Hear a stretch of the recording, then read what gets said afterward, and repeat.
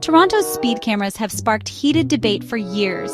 Are they truly saving lives, or are they draining drivers' wallets? With hundreds of thousands of tickets issued each year and millions in fines collected, it's time to take a closer look at who benefits and who feels the impact. And safety first. Do cameras reduce accidents? Supporters argue that speed cameras are essential for making Toronto's streets safer. By automatically catching drivers who exceed the limit, these cameras are said to deter dangerous speeding and lower the risk of serious collisions. The goal? Fewer accidents and ultimately fewer injuries and fatalities on our roads. Supporters argue that speed cameras protect pedestrians, cyclists, and drivers. Studies show speeding drops by 40 to 50% in camera zones. Cameras are particularly effective in high-risk areas such as school zones and playgrounds, where children and families are most vulnerable. Slower speeds give drivers more reaction time, preventing many potential accidents. Pedestrian injury severity decreases significantly when vehicles slow down. Even minor speed reductions can reduce the force of collisions, lowering injury severity and saving lives. School zones and playground areas see measurable reductions in near misses and collisions. Parents and local residents report feeling safer, knowing that automated enforcement encourages cautious driving in their neighborhoods. However, skeptics point out that some areas with cameras still experience high accident rates, suggesting cameras are not a perfect solution. Traffic patterns, driver behavior outside monitored zones, and road design all influence overall safety outcomes. Beyond safety, critics also raise ethical and financial concerns. Some argue that speed cameras generate significant revenue for the city, leading to questions about whether the primary goal is safety or profit. This debate over intent fuels skepticism, as many wonder if the cameras are truly about protecting the public, or simply filling city coffers. In fact, ticket revenue from speed cameras has become a substantial part of Toronto's budget, with thousands of tickets issued each month and millions of dollars collected annually. This raises further questions about transparency and how the funds are used, whether they're reinvested in road safety or simply absorbed into general city spending. For many, the intersection of ethics, revenue, and public safety remains at the heart of Toronto's speed camera debate. Quick update. If you want to hear my full thoughts on today's topic, I break it all down on my podcast, where I share my personal views, extra details, and stories I can't always fit in here. I'll leave a link in the description so you can check it out anytime. Now back to the presentation. Revenue generation, who really wins? Toronto's speed cameras generate tens of millions of dollars annually. And, that really raises questions about the motivation behind their use. In 2024, more than 560,000 tickets were issued, creating around $40 million in fines. That's a significant injection into municipal budgets, which can fund road safety programs, but it also sparks claims that cameras are just revenue tools. Parkside Drive alone accounted for over $7 million in tickets.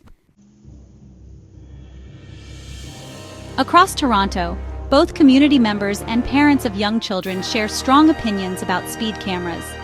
Many believe these cameras are essential for protecting pedestrians, especially in school zones and residential neighborhoods. They argue that slowing down traffic saves lives and makes streets safer for everyone. For parents and pedestrians, the peace of mind that comes from knowing drivers are held accountable is invaluable. Ultimately, the unified community perspective is clear. Speed cameras are seen as a necessary tool to ensure safety and protect the most vulnerable. Different groups experience the impact of speed cameras differently. Parents and pedestrians are, strong supporters. Cameras provide peace of mind, especially in school zones and residential neighborhoods, knowing drivers are more likely to obey speed limits.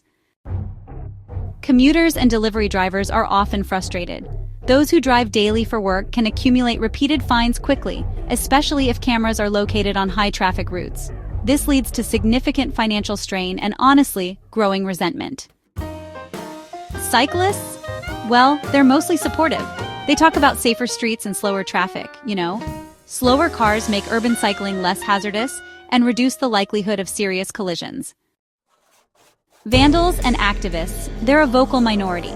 They see cameras as intrusive or unfair, and sometimes they resort to destruction to make a point. While illegal, these actions really highlight public dissatisfaction with automated enforcement policies. Traffic safety experts emphasize that cameras are most effective when part of a broader program.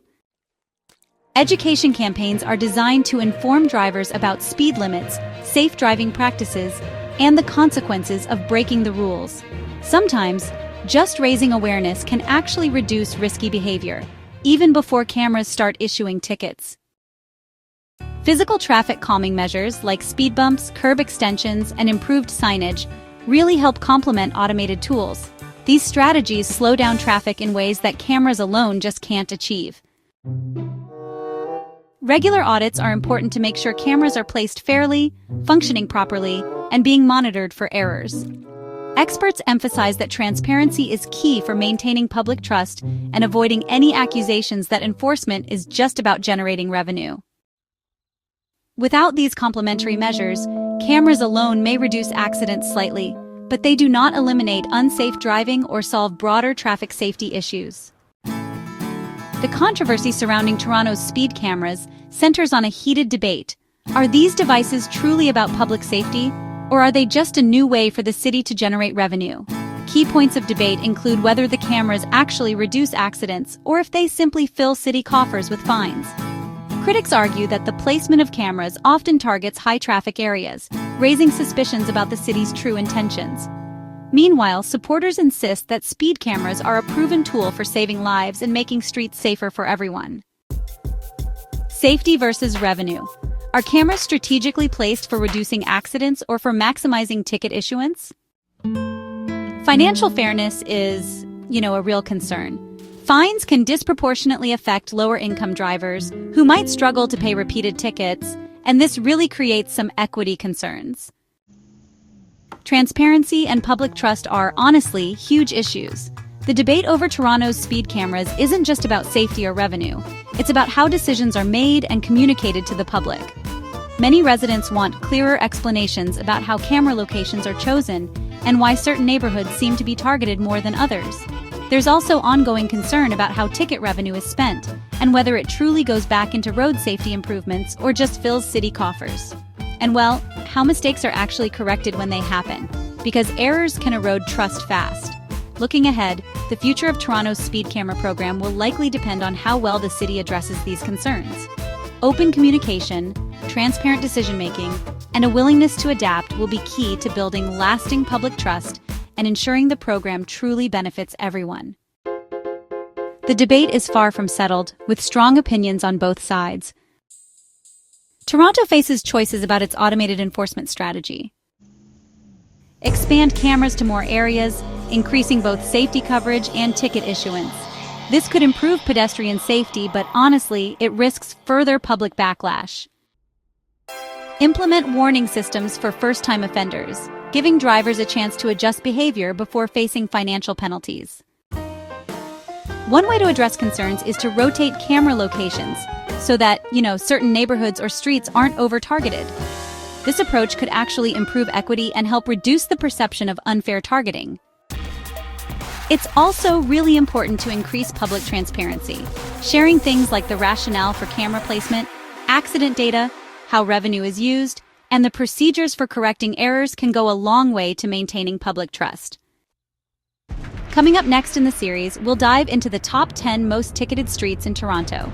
We'll provide a detailed map and analysis of where speed cameras catch drivers the most, highlighting the main hotspots and honestly, some surprising patterns. So, just to wrap up, Toronto's speed cameras have undeniably impacted both driver behavior and city revenue. But the big question is, are they mainly tools for safety, or are they more like cash machines? Understanding who really benefits means looking closely at the data, listening to community feedback, and considering expert analysis. And honestly, this conversation is only getting louder as more cameras appear across the city.